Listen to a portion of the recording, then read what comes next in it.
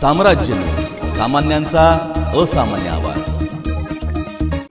युग युद्धाचे नाही, पण हे युग दहशतवादाचेही नाही।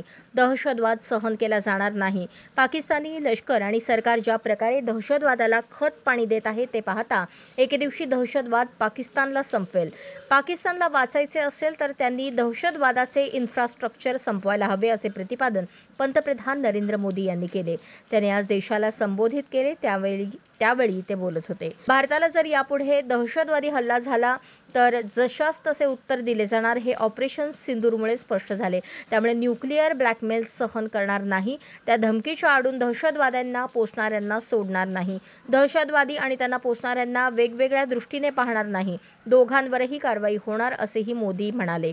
भारतीय सैन्य दलाच्या तिन्ही तुकड्या अलर्ट आहेत। सर्जिकल स्ट्राईक आणि एअर स्ट्राईक नंतर आता ऑपरेशन सिंदूर दहशतवाद्यांविरुद्ध भारताची नीती आहे।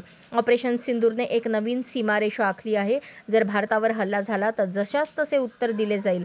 आम्ही आमच्या पद्धतीने आमच्या अटी शर्थींनीच उत्तर देणार, असेही मोदींनी स्पष्ट केले।